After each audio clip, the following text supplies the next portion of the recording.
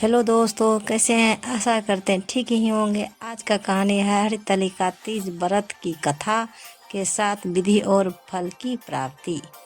हरितालिका तीज का व्रत माता पार्वती ने भगवान शिव को पति रूप में पाने के लिए किया था। हरितालिका तीज व्रत की कथा खुद भगवान शिव ने माता पार्वती से कही है। हरितालिका तीज का व्रत रखने वाली महिलाओं को इस कथा का पाठ जरूर करना चाहिए। हरितालिका तीज की संपूर्ण व्रत कथा सुनने से पहले कमेंट बॉक्स में लिखें हर हर महादेव। एक बार कैलाश पर्वत के शिखर पर माता पार्वती जी ने महादेव जी से पूछा, हे प्रभु, मुझसे आपका गुप्त से गुप्त वार्ता कहिए, जो सबके लिए सब धर्मों से भी सरल तथा महान फल देने वाली हो। हे नाथ, यदि आप प्रसन्न हैं तो आप उसे मेरे सम्मुख प्रकट कीजिए। हे जगतनाथ, आप आदि मध्य और अंत रहित हैं। आपकी माया का कोई पार नहीं है। आपको मैंने किस भांति प्राप्त किया है? कौन से व्रत, तप या दान के पुण्य फल से आप मुझको वर रूप में मिले? कृपया करके बताइए। महादेव बोले, हे देवी, सुनिए, मैं आपके सम्मुख उस व्रत को कहता हूँ जो परम गुप्त है। जैसे तारागणों में चंद्रमा और ग्रहों से सूर्य, वर्णों में ब्राह्मण, देवताओं में गंगा, पुराणों में महाभारत, वेदों में साम और इंद्रियों में मन श्रेष्ठ है, वैसे ही पुराण और वेद सब में इसका वर्णन किया गया है। जिसके प्रभाव से तुमको मेरा आधा आसन प्राप्त हुआ है। हे प्रिय, उसी का मैं तुमसे वर्णन करता हूँ। सुनो, भाद्र मास के शुक्ल पक्ष की हस्त नक्षत्र संयुक्त तृतीय तीज के दिन इस व्रत का अनुष्ठान मात्र करने से सब पापों का नाश हो जाता है। तुमने पहले हिमालय पर्वत पर इस महान व्रत को किया था जो तुम्हें सुनाता हूँ। पार्वती जी बोली, हे प्रभु, इस व्रत को मैंने किस लिए किया था, यह मुझे सुनाने की इच्छा हो रही है तो कृपा करके मुझसे कहिए। शंकर जी बोले, हे आर्यवत, मैं हिमालय नामक एक महान पर्वत है जहाँ अनेक प्रकार की भूमि अनेक प्रकार की वृक्षों से सुशोभित है, जो सदैव बर्फ से ढके हुए तथा गंगा की कलकल ध्वनि से शब्दायमान ओम रहता है।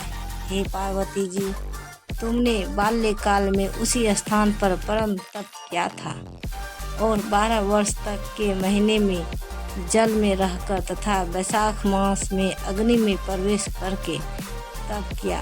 श्रावण के महीने में बाहर खुले मास की हस्त नक्षत्र युक्त तृतीय के दिन तुमने मेरा विधि विधान से पूजन किया तथा रात्रि को गीत गाते हुए जागरण किया। तुम्हारे उस महाव्रत के प्रभाव से मेरा आसन डोलने लगा। मैं उसी स्थान पर आ पहुंचा जहां तुम और तुम्हारी सखी दोनों थी। मैंने आकर तुमसे कहा, वरानने, तुमसे प्रसन्न हूँ, मांगो तुम मुझसे वरदान, मैं क्या मांगना चाहती हो। तब तुमने कहा कि हे देव, यदि आप मुझसे प्रसन्न हैं तो आप मेरे पति हो, मैं तथा अस्तु। ऐसा कहकर कैलाश पर्वत को चला गया और तुमने प्रभात होते ही मेरी उस बालों की प्रतिमा को नदी में विसर्जित कर दिया। तो हे प्रभु, तुमने वहां अपने सखी सहित व्रत का प्रयाण किया। इतने में तुम्हारे पिता हिमावन भी तुम्हें ढूंढते ढूंढते उसी घने वन में आ पहुँचे। उस समय उन्होंने नदी के तट पर 2 कन्याओं को देखा तो वे तुम्हारे पास आ गए और तुम्हें हृदय से लगाकर रोने लगे और बोले, बेटी, तुम इस सिंह व्याघ्रहीन युक्त घने जंगल में क्यों चली आई? तब तुमने कहा, हे पिता, मैंने पहले ही अपना शरीर शंकर जी को समर्पित कर दिया था, लेकिन आपने इसके विपरीत कार्य किया, इसलिए मैं वन में चली आई। ऐसा सुनकर हिमवान ने तुमसे कहा कि मैं तुम्हारी इच्छा के विरुद्ध यह कार्य नहीं करूँगा। तब वे तुम्हें लेकर घर और वापस लौट आए और तुम्हारे विवाह मेरे साथ कर दिया। हे प्रिय, उसी व्रत के प्रभाव से तुमको मेरा अर्दसन प्राप्त हुआ है। इस व्रत राज को मैंने भी अभी तक किसी के सम्मुख वर्णन नहीं किया है। हे देवी, अब मैं तुम्हें यह बताता हूँ कि इस व्रत का यह नाम क्यों पड़ा। तुमको सखी हरण करके ले गई थी, इसलिए हरतालिका नाम पड़ा।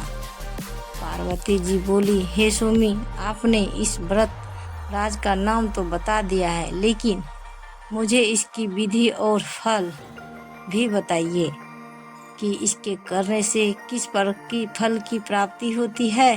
तब भगवान शंकर जी बोले, इस स्त्री जगह जाति के अंतम व्रत की विधि सुनिए। सौभाग्य की इच्छा रखने वाली स्त्रियां इस व्रत को विधि पूर्वक करें।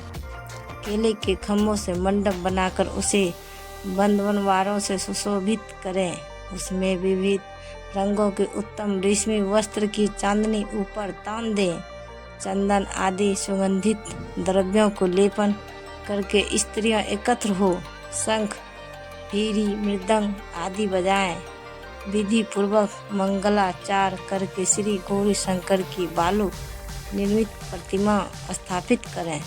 फिर भगवान शिव पार्वती जी का गंध, धूप, पुष्प आदि से विधि पूर्वक पूजन करें।